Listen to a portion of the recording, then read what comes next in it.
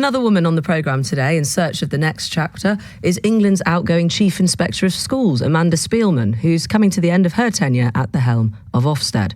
This year, the education watchdog has come under intense scrutiny over its inspection regime, and in particular, the use of single-phrase judgments of schools, things like outstanding or good. But who is Ofsted for? Have you used it? Do you read its reports? Have you relied upon them to make the school choices for those in your life if you've had that responsibility? How should we, even if you haven't had that responsibility, I'm sure you'll have a view, how should we assess those who assess our children? Or do you think, like a report out this week made a recommendation, that we should scrap such inspections? Is it something that is now of the past and we should be looking at this in a completely different way? We have come through, not in all senses, and certainly with children you can argue definitely not come through to this point yet, but we have come through a pandemic and lockdown, and things very much changed for the youngest in society. Is it time to change the way we assess schools, or is it fine as it is?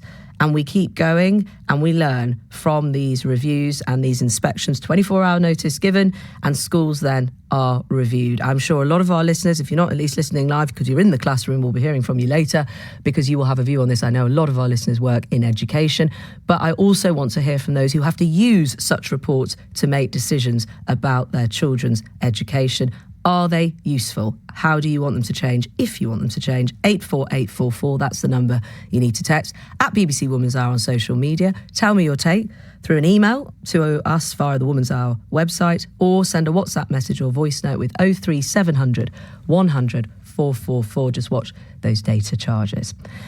But some messages have been coming in while we've been talking about the role of my next guest, which is something you've got very strong feelings about, whether Ofsted reports actually help you make decisions. And I'm going to go through some of those messages because I'll tell you who's just walked into the studio, Amanda Spielman, who's coming to the end of an unprecedented 7 years at the helm of Ofsted, the organisation which inspects schools in England. It's been a turbulent period for education, not least because of the pandemic, which kept children at home for months at a time. This year, Ofsted's come under intense scrutiny over its inspection regime, in particular the use of single-phrase judgments of schools and the potential mental health impacts of those on school leaders and teachers. Many in the profession are now arguing that the current system is unfit for purpose and requires a complete overhaul. And I should say that Ofsted's annual report, which we'll go to a little bit now, came out this morning. Amanda Spielman, good morning. Good morning. Thank you for being here. I thought we could just start by using Ofsted's single-phrase judgment methodology and ask how you rate your performance overall as you leave the role.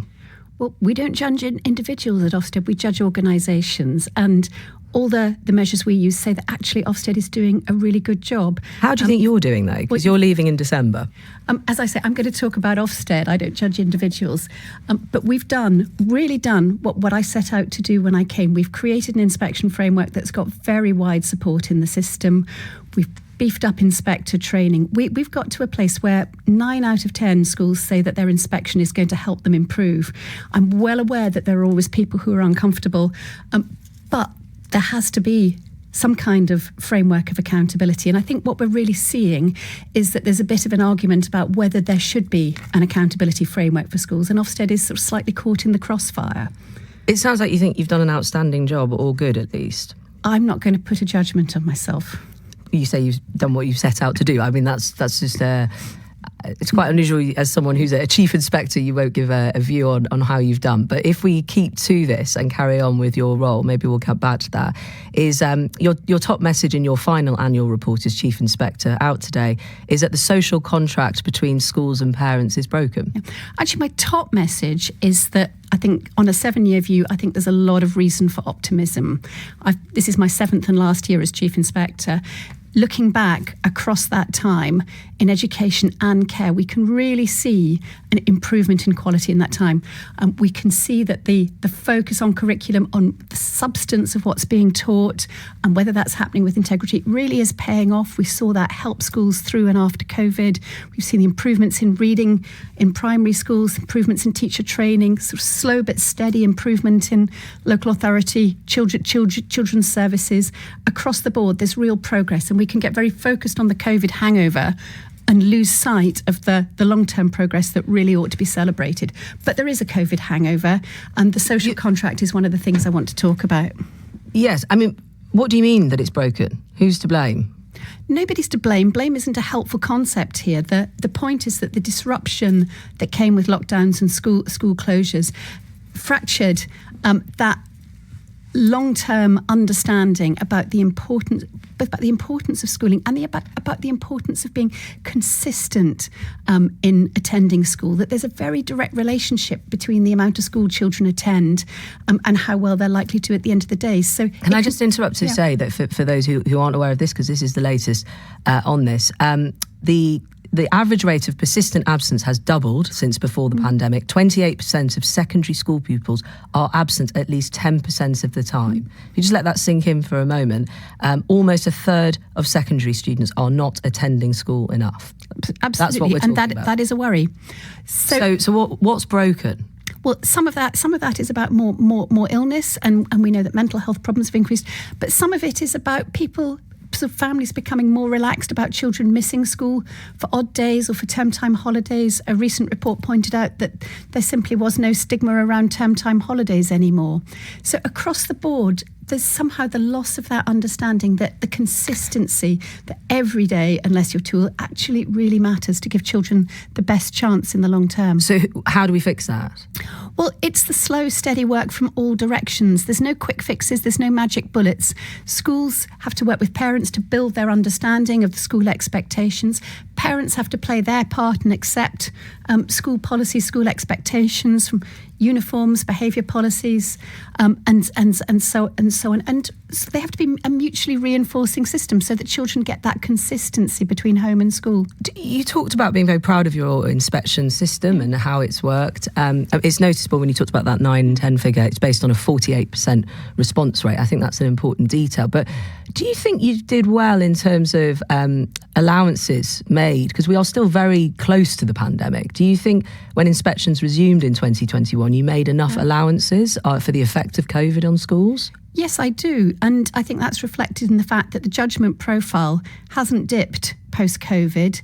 What does that mean, the judgment profile? The overall proportions of schools judged outstanding, good, requires improvement, and inadequate in the system. We have just as many schools that are judged good or better as pre-pandemic, and that shows actually that the approach to inspection absolutely is taking account of the difficulties and recognising. How does that show that?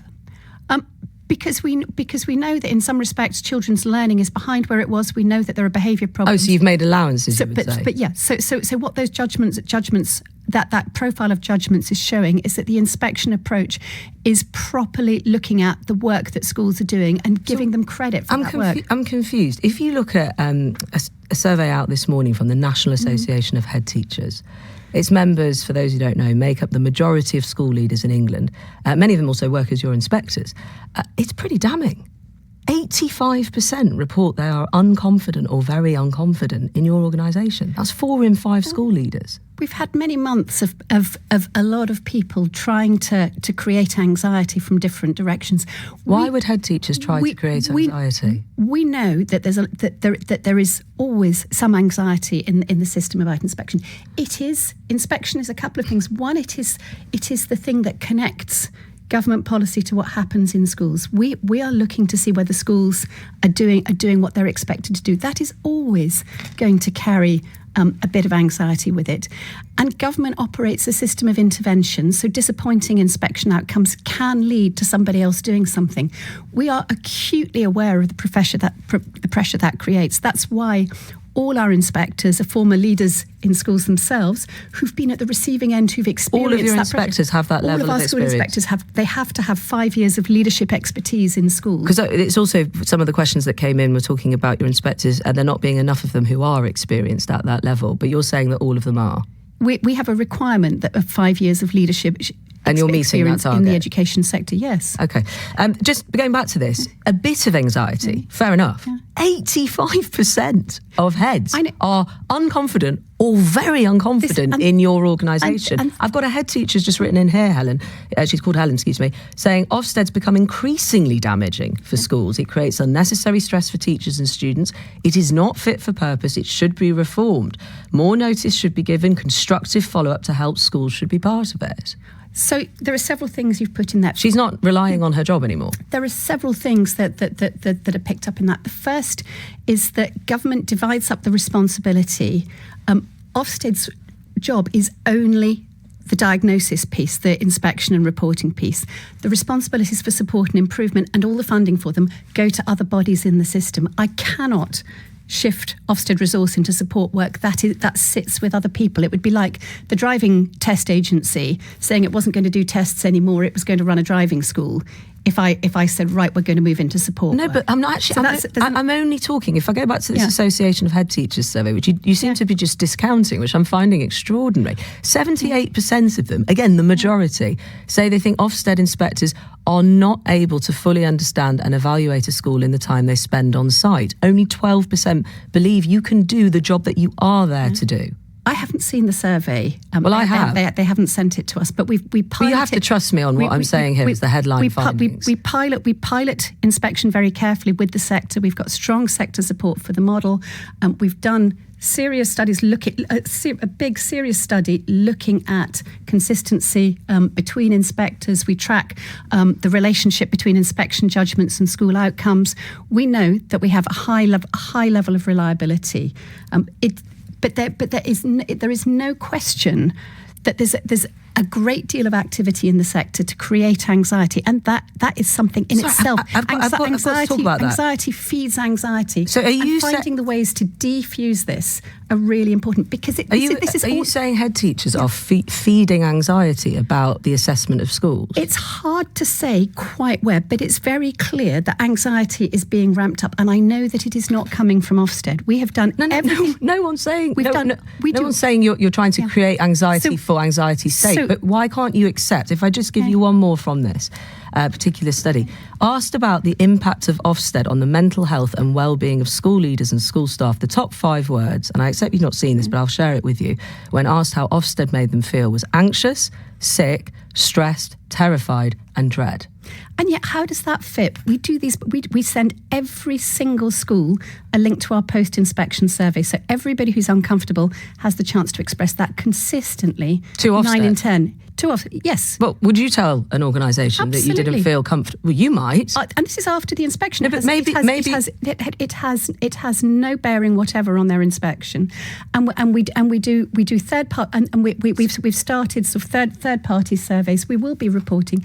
We do actually get a consistent feedback on the work on the ground. So there is a disconnect between what people say about the actual inspection they receive and what people say about inspection generally, and that's a really hard one for us as well. This study, and I've particularly picked this one, it's out today, but also because it's the Association of Head Teachers. They're talking about Ofsted inspectors not being able to understand and evaluate a school, and that they are not confident in it. And I suppose, I just want to get into, if you think head teachers are creating anxiety, that's a very big insight from you as the chief inspector. No, I didn't say it was head teachers creating anxiety. I said anxiety is being spun around the system and amped up. That is really hard for me to say. I don't think I can express an opinion that I can just see that anxiety is being pushed up. It's not ghosts wandering around the education system. Who are the characters creating anxiety? Well, I think it's the consequences of inspection that are the thing that causes the biggest fear.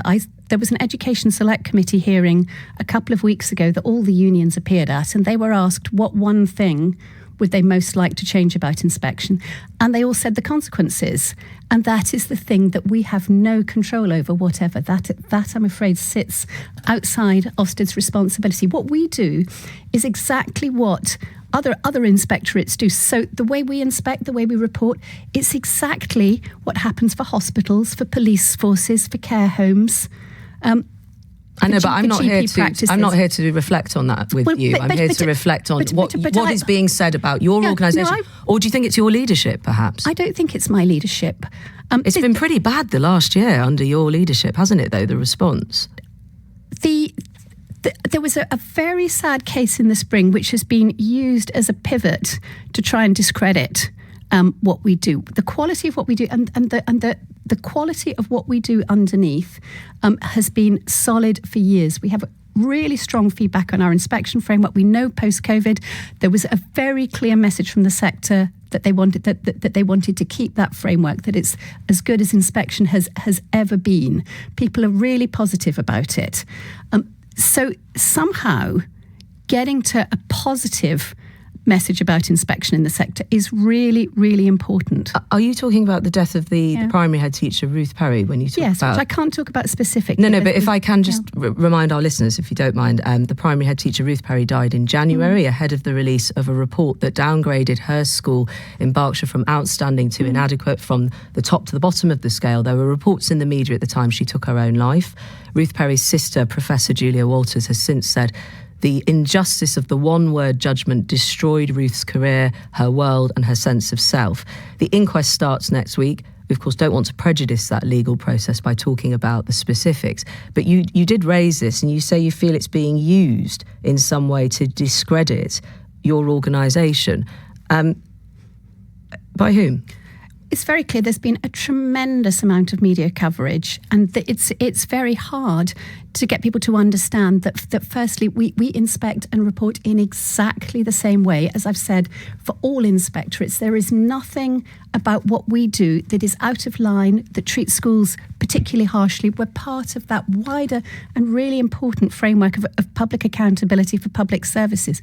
Parents do need to know what's happening in their school. They want the reassurance if it's going well, and if it's not going well, they want to know that that's recognised and that action is being taken. So it is a tough job, but somebody does have to do it, and that's us. So we're getting a lot of pushback at the moment, and essentially those calls amount to saying that there shouldn't be hard accountability in the system, and that's a really difficult one for us to counter, because we are set up precisely to be that lever. That at the end of the day, we're the people who can say to parents, what your child is getting isn't good enough. They have to have faith, though, in that the teachers also have faith in the system, and you've constantly said that you think that they do. But we've got a message here on email which says, if there's a culture in fear in schools inspections, then of course schools will respond. They found the experience positive when asked by Ofsted.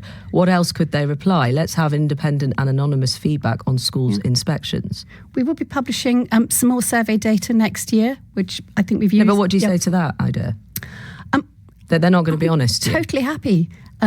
We get on it. I'm happy that from a whole lot of sources, including from talking regularly to unions, that we get honest feedback, and we are told that there are relatively few issues coming through by unions. And yet at the moment, you say there's a whole range of sources, including teachers, that are creating anxiety. I didn't say. I don't know. I've written it down. You said there's been, in response to head teachers having very little confidence, this group of head teachers, you said there is anxiety being created. That's in response to me talking about what teachers feel. Anxious people, anxiety spins around a system. Anxious people sort of transmit their sense of anxiety to other people. It's not necessarily intentional, but anxiety is a thing that ratchets up in many contexts, and defusing that is so important. That's why for years we have been myth busting. We redesigned inspection on my watch to make it as supportive and constructive as we can within the role that we fulfill in the system. I can't turn into a support service, but I can and have designed inspection to make it as much as possible a supportive professional dialogue between the lead inspector and the head. We do everything we can to make that work as well as possible. What's your evidence that there's been anxiety whipped up? Just looking at the tenor of media, at the amount and tenor of media coverage about this. Looking at newspaper coverage and media coverage of your organisation. Newspaper, yes. But what this speaks to me is because I know that what we do hasn't changed. Underneath, I know that. Our lives have changed under COVID. Some say you've been tin-eared to the needs and pleas of schools. Absolutely not. As personally. And if I go back to, I'm now going to tell you what some has been said to us by teachers. You can't say that's just the media. I'm trying to use the people that you are working with and their views of this. But for instance, if we do go back to, the very sad situation, tragic situation of the death of Ruth Perry, there are those who felt like you went silent for 2 weeks after that. You didn't say anything as an organisation, and that was a mistake. Do you regret that? No, I don't. I think it was a really difficult situation where anything that we said could be misinterpreted. I did do an interview a few weeks later where I was very clear about that inspection. It's very difficult when you've got understandably distressed, grieving family. You cannot enter into a sort of media dialogue. It's simply not feasible. I understand that must have been extremely difficult, but I'm trying to relay to you the feedback that you don't just get on forms and what people in your industry have said, away from, as you would put it, anxiety in the media. And I wonder if you or anyone senior at Ofsted has ever offered to meet the family, or Julia Walters, Ruth Perry's sister. I've offered at least 4 times. And has that happened? Or no, the invitations have been declined every time. Okay, because I think the other concern was, what did Ofsted learn from that? Was there anything to learn from that? And I should say, you announced some changes in June, giving inadequate schools the opportunity to reverse a rating change within 3 months, depersonalised criticism in reports. I want to make sure we share this explicitly, talking about head teachers could share Ofsted's findings with colleagues before official publication. But the single phrase judgments were retained. Why? Because they are part of the wider government regulatory system. As I've said, it's exactly the same as the model that's used by for health, for police, for every other kind of public service. And because government uses those judgments in the wider regulatory system, there are 20 or 30 government policies that are directly linked to overall effectiveness judgments. So I cannot take those out unless government decides that it's going to do all of those 20 or 30 things in some other way. I would be sabotaging the regulatory system, which is simply not in my gift. I'm not a politician who can make those kinds of changes. And the people I talk to acknowledge that if just the name of the judgment was changed, or if those high stakes consequences were just hung on a slightly different part, then that would become the new sort of high stakes worry thing. So I don't want to rearrange deck chairs. I do everything I can to make what we do as good and as constructive and as positive as we can make it. There's a charity called Parent Kind. We've talked a lot about how teachers and those working feel, but about parents now, which represents PTAs, and it's submitted evidence to the Education Select Committee in July, which said that while parents strongly supported the idea of inspection, less than a quarter say the current reports are useful to them.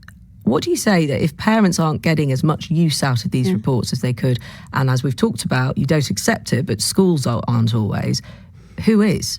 There are 3 things there. First of all, we piloted our reports with a lot of parent focus groups in all different demographics. We designed them around the needs of parents to get the level and depth of information that most parents want. Parent Kind, I think, has particularly strong representation from parents of children with SEND. I may be mistaking that, but it's possible that they would like reports that go into more depth. Within the constraints of the resource we have, we simply can't write longer reports. Government could change that, but we write our reports are as full as we can currently make them. You know, at the end of this 7-year tenure, you had a 2-year extension. It's been an extraordinary time to be the chief inspector. You started this conversation, and we're coming to a close shortly. You started by saying you didn't want to rate yourself. You didn't want to talk about that. I presume you mean that's for others to think about your legacy, your record. But I just wanted to read you this to get your view on whether these inspections, I know it's not in your gift to do away with certain parts of them or to do away with them at all, but whether they're actually working overall. I recognise you've not changed very much and you think the atmosphere has changed, but a head of a primary school in a very deprived part of Lancashire wanted me to ask you this. Quote, when faced with limited and decreasing funding in a time of increasing need, so that is a change for some of these schools, when schools are buckling under pressure from post-COVID repercussions, increased special needs, etc., the pressure from Ofsted is an easy fix. Why not fix it? You could alleviate the situation where when it reaches Wednesday at 11 o'clock and you know you are free of an inspection for another week, which should say you're given 24 hours notice, your anxiety levels fall and you can actually concentrate on the job you are there to do. Is it time to scrap inspections and rethink the whole regime? And that itself reflects the whole misunderstanding. All Ofsted wants to see is a school as it actually normally operates. The last thing we want is people preparing, doing complicated things. The short notice we give was actually worked through with the sector. There isn't unanimity of opinion, but we consult very closely with unions on things like that to make sure we're getting to a balance that recognises both the desires of parents who would fundamentally like no notice inspections for us just to turn up on the day, and the sector, which varies between the people who think that very short notice is best because it's less time to worry, or long notice is best. But it's the kind of compromise that we discuss, that we work through to get to a pragmatic best fit. There will always be people who don't like one aspect or another, but we put a tremendous amount of effort into getting something that works for the vast majority. But we will never, with something that has real consequences. There is no possibility of ever doing something that will make everybody happy. And there's probably no possibility of a teacher feeling like they won't have to prepare. I mean, that's the reality. That's what you would like, but I suppose that's the reality. I should say, many listeners getting in touch, because we didn't just want people who worked in education say, as a parent, I think Ofsted is doing a good job of informing parents about the quality of schools. It's entirely predictable that teachers and head teachers do not like being held to account. That's their view of this, but it's nonetheless essential. Is that your view? They don't like being held to account? It's very clear that post-COVID, and you touched on the COVID effect, that there's a stronger sense of any accountability being unfair given what they've been through, and that is really difficult because children are still children. Children still need quality of education. Are we going to say that it doesn't matter if we have more failing schools because COVID, or do we actually need to maintain in the system a lever that helps to identify and helps to get the help and support rapidly to the people who do need it? Actually, it's in everybody's interests for problems to be recognised as early as possible. Do you have any regrets? It's a long time to be in a role. You've learnt a lot, you've seen a lot. Well, clearly, all of us would rather COVID hadn't happened. I meant personal regrets, things you could control. Things I could control. One of the things, the seminars we've been doing this year for outstanding schools that hadn't been inspected for a very long time have been going down brilliantly.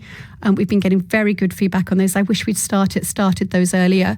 But broadly, the changes that I've made to make inspection constructive and supportive, to make it about substance and integrity, I know have gone very well indeed. Are you disappointed by, though, I suppose, when you have that view of what you've done, are you disappointed by some of the reaction of head teachers today? It's when you run a regulator, you know that the people that, and inspection is part of regulation. You know that there will always be some resistance to what you do. I know that we are hugely responsive and interactive. I know we work with stakeholders on all fronts a great deal to make sure that what we do is as good as it can be in the context we work in. Am I talking to the next chair of the BBC? I have no idea, Emma. Any interviews going on at the moment? You need a new job for January, don't you? What happens in January is a whole different story. Well, it'll be interesting to see how we next speak, or when we next speak, because that's one of the rumours about your future. Can you say anything about your future? Are we allowed to know anything? I can't say anything beyond the fact that I do have a couple of irons in the fire. Amanda Spielman, keeping your cards close to your chest on that particular front, but not on the other. Thank you very much for coming in and talking to us today. Thank you. It's fascinating to hear. And thank you for your messages. And one here from Jill. I've been an Ofsted inspector. I also taught in a school being inspected. The fear and anxiety teachers suffer is extreme, because as one teacher said to me, if you say I'm a bad teacher, it's so personal. It's like saying I'm a bad mother. Jan on email says, my daughter-in-law and son, both head teachers, also have had experience of this. Report that everyone who has been Ofsteded recently has reported how very helpful and fair the inspection was. Another one here from Sharon. While our eldest son was sent to a failing school that later went on to special measures, I was quite cynical about the Ofsted reports. I was wrong. It was a dreadful experience before we moved our whole family into the catchment area of an outstanding school. The difference between the two schools was worlds apart. I accept that being on the receiving end of an inspection must be stressful, but as a parent, what else do we have? And so they continue, and I'll come back to those if I can.